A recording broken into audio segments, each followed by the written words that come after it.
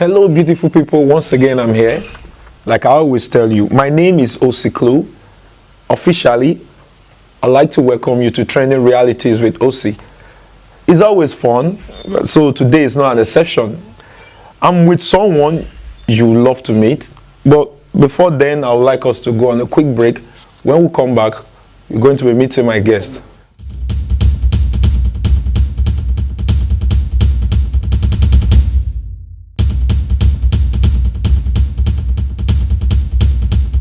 Welcome back. It's still Trending Realities with OC. So I have a very, I don't know how to put it. He's someone with passion for the youth.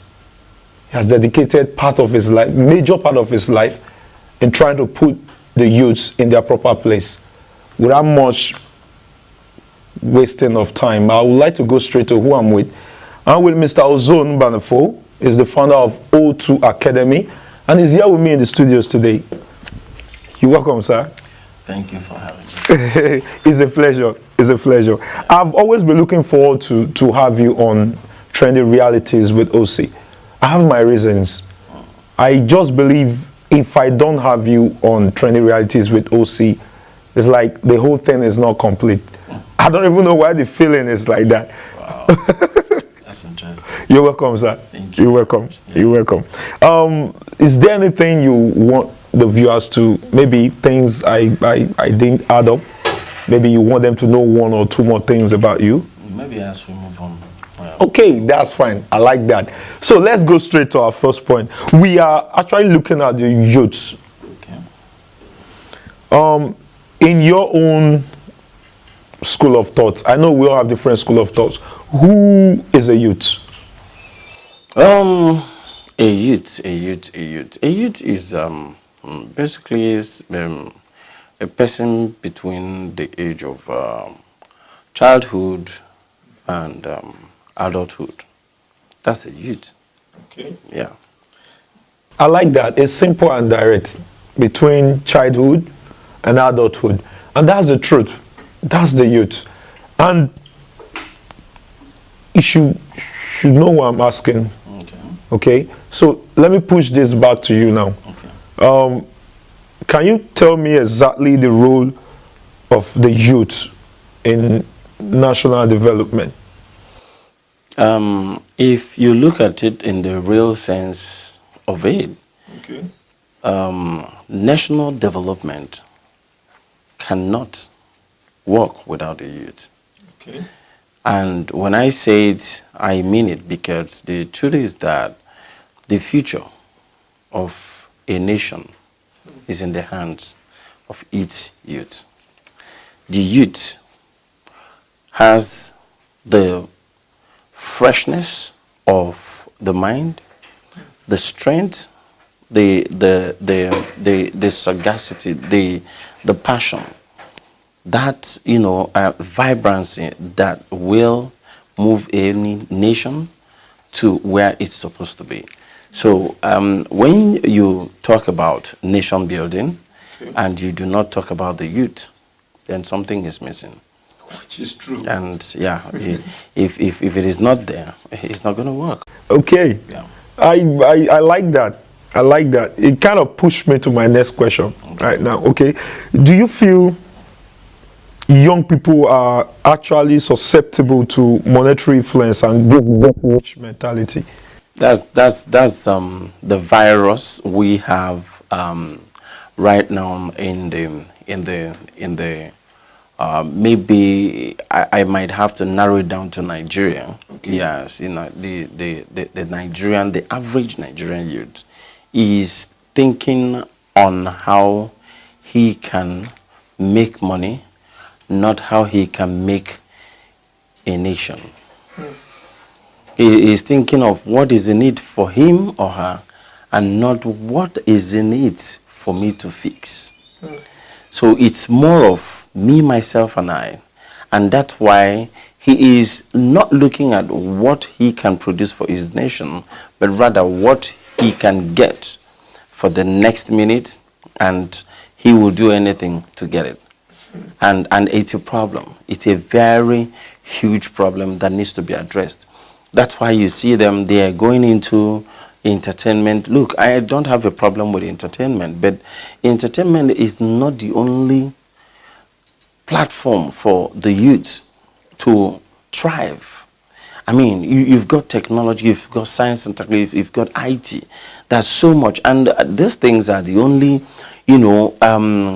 truth about the means or the tool with which a nation can rise to the next level. And that's something that we need to start really looking into on a more serious note. Viewers out there, sorry if I don't get this right, but I think I just have to go on a break because Mr. Ozone is seriously getting me in the mood right now. So let's just go on a short break. When I come back, we'll pick up from where we stopped, okay?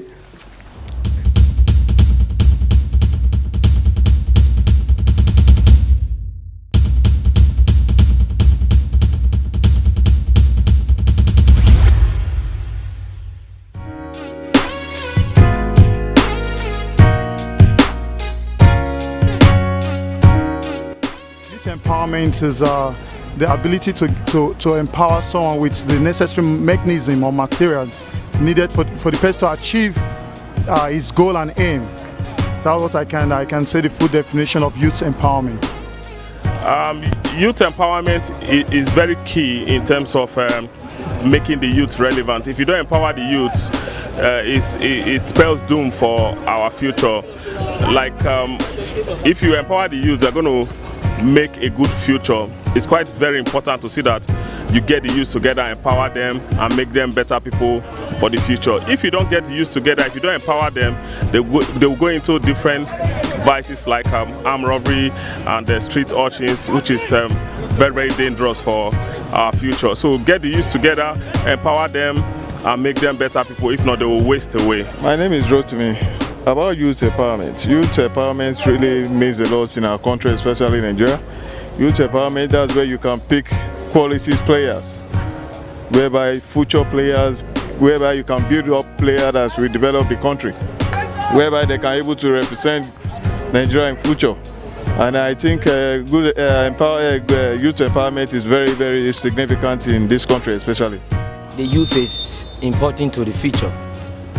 When we allow the youth to spoil, or we allow the youth to go astray, the youth, nothing good will come out of the youth. So only asking our big people to support the youth, in anything they are doing, because the youth is the future tomorrow. The youth is very important to us. Yes.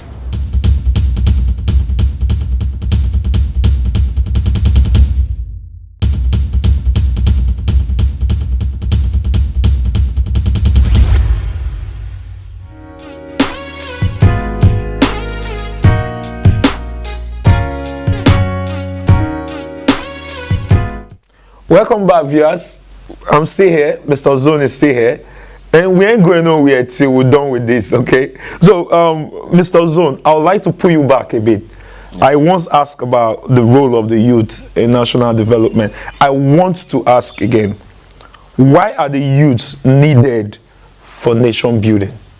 It's very simple. They are young, they are vibrant, and they are creative. Now, they've got the energy and the passion, because for all you care, for a nation to thrive, of course, you know, we're running a knowledge-based economy globally. The greatest nation today are not the nations with the biggest oil well. No, it's not the nations with the biggest coal mine or gold mine. No, it's the nation that has got the right capacity. Okay. Yes, the right brain power, the right, ability to create things from nothing. Okay. And that is where capacity building comes in. Because if you cannot create from this brain that God has given you, the truth is that the natural resources at some point will drain. And when it goes away, you're going to run into problems. And who is the guy that capacity building is designed for? Is the youth. He's the guy that's still young enough to assimilate and impute information in his head and use that information to create something that will make this world a better place. So nation building, if it's going to be done, if you're talking nation building, it's capacity building, and you're talking capacity building, is the youth. And that's this. I like that. But as a youth, now generally, do you think self-orientation is far better than life's detention? If I may ask. You can't be talking about life detention and self-orientation. Why? Because there are two. You see, it's very clear. I mean, when I tell people, what you do not know will take you to where you do not know. Because the truth is, you are only a step away, richer, on the basis of information you have. Yeah, another way I would like to put it is information changes situation. Look, capacity building is everything. I've met people who, come to us at the academy and they do not have the right information that will change their earning. And after some 4 months training, like we had a guy, he is a security guy. Because of lack of information is why he's standing at the gate, opening gates for people. But exactly, and when he got the right information input in his head, look, from the gate to the mark system, 4 months training, he got employed and the company made him an art director. And his whole life changed. So you find out that the moment you have the right information, you're equipped to solve more problems. And the more problem you solve, the more money come to you. I like to jump in right there. Now I would like to ask, what exactly are the impacts of computerization and globalization on the youth? I mean the positive side and the negative side. Yes, I like to go positive because I'm a very positive. Doesn't mean we have to avoid the fact that we have avoid it. If you talk about the negative side, the truth is there's so much, going on the cyber space. Okay. I mean, from fraud to pornography to all sorts of things that is polluting the minds of these individuals. But looking at it from the positive side, I'll tell you, wherever you have a good, bad comes from. Wherever you have a bad, good comes from. But the question is, do you want to focus on the good or the bad? I want to focus on the good. And there's so much available online. Look, I had a situation. Some guy asked me, I needed someone to edit a video for me. And he charged me 150K. And you know what I simply did? I said, guy, I don't think I should pay this guy 150K, because if I can learn how to do this, some other person will start paying me 150K. You know what I did? I went online and I Googled how to edit videos. And for all you care, I installed my software. Of course, I got that online. And today I can edit my videos and I'm making money editing videos. Look at the power of information that has changed my situation. The truth about it is that online, everything is online. I had a guy, he used to be a barman, and he came to the school, and I told him, I said, well, we're not just going to train you, I'm going to train you how to train you. As I'm going to train you how to train yourself. He said, well, I said, bring your phone. He showed me his phone. I said, is that Android? He said, yeah. I said, that's your university. It's called University of Google and YouTube. And today the guy is a web designer. He's an app developer. He stopped selling at a bar and he's built an app. His app is about to launch. And the young man is paying about 5 people's salaries. And when you look at these things, you just find out that the best thing that has happened to us today is the cyberspace. Viewers at home, I just want you to keep one thing in mind, that information changes situations. So on that, we'd like to go on a short break. Yeah. When we come back, we'll be talking about more and more and more, okay?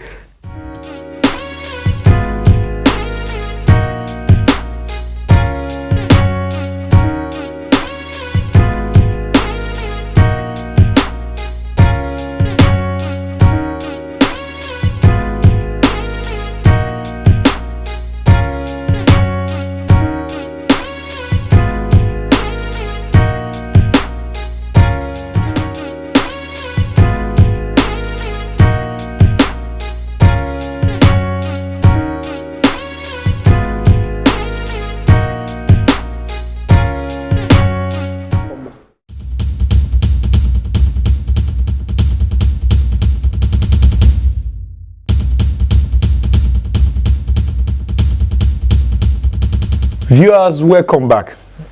Okay, my name hasn't changed at all. I'm still Osiklu, and I'm still with Mr. Ozone. I will stay here. This is O2 Academy, and we're discussing the youth. So, Mr. Ozone, in case the viewers were not actually following us, this is still Trending Realities with OC. Okay, so Mr. Ozone, coming from your own angle of exposure, right? Do you think statistically we are on the winning side or the losing side?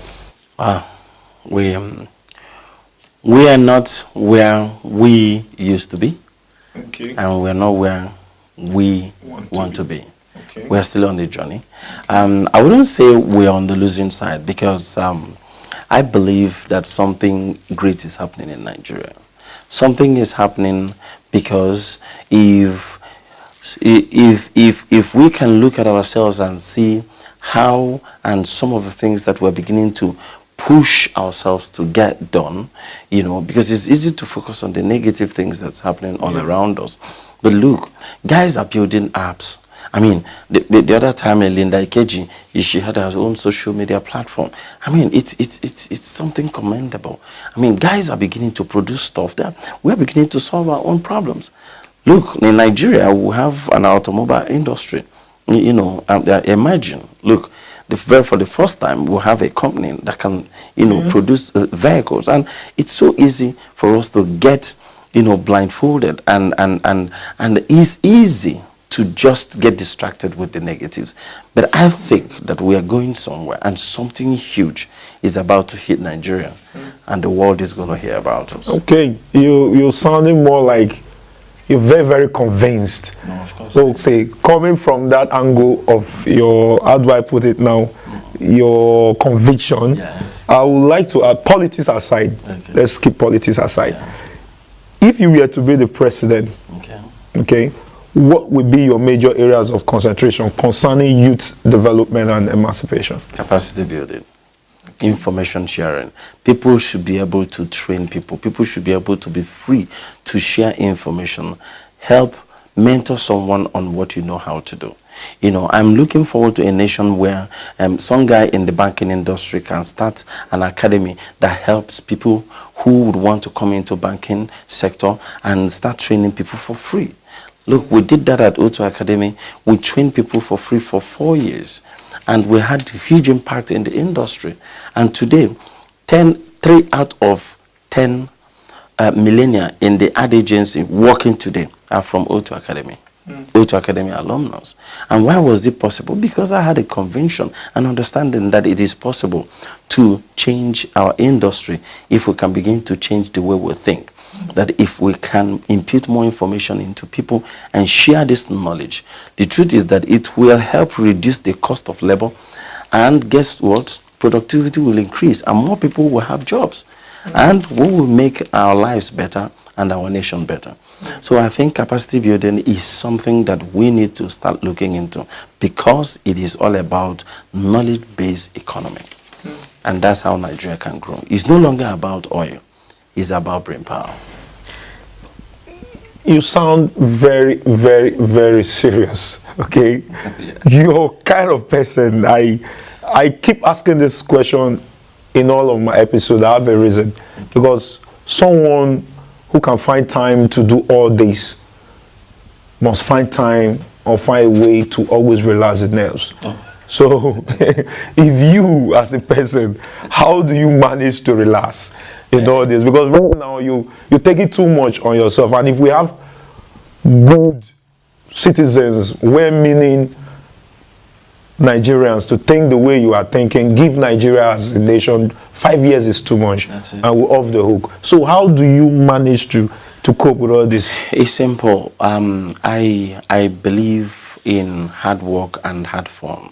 That's what I put it. And I also have a philosophy we operate, we call it fun education, you know, fun and education. Education must not be so, you know, serious. We must find a way to mix it and make it a little bit more fun. Like what we do at the academy, we play a lot.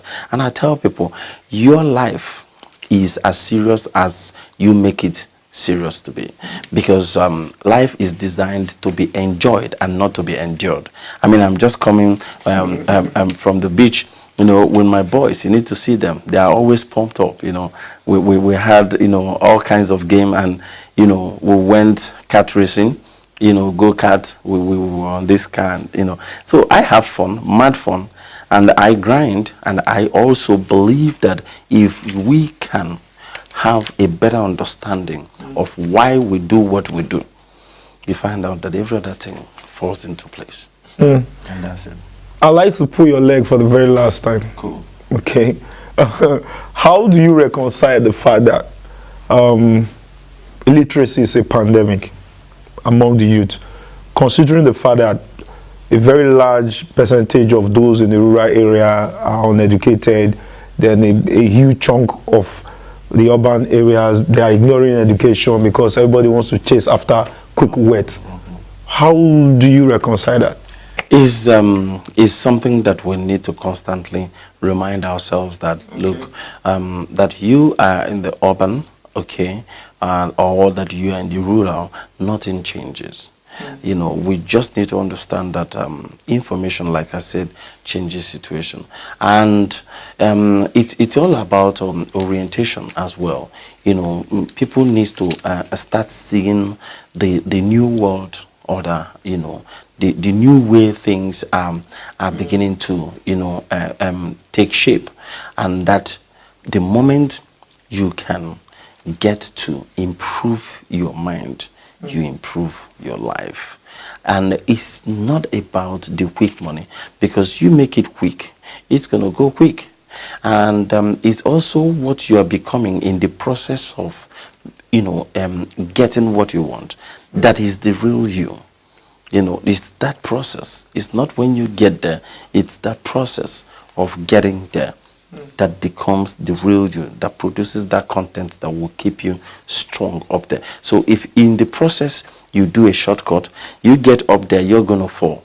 Because the easiest way to fall is the shortcut. It's for example, I'll just give you an analogy. The guy that wants to do one way and the guy that wants to do the normal way. There might be traffic here. But the guy who wants to do the one way can get caught by last man. And when he gets caught by last man, he's not going to get to his office in the next 3 hours because they will impound his car and charge him. He will have to go to the bank to pay. And the traffic might not take up to 30 minutes. So, and that's how it is in life. When you go the shortcut, you might short-circuit your life. You know, your career path might be short-circuited. And guess what? The other guys will pass you by. So my advice to the average Nigerian youth, there's no shortcut in life. All you need is gain capacity, become someone that will be remembered for what you produce and not for what you consume. Because it is not all about what you get. What makes you the great man that will be remembered is what you've been able to impact in your generation. And that's about that.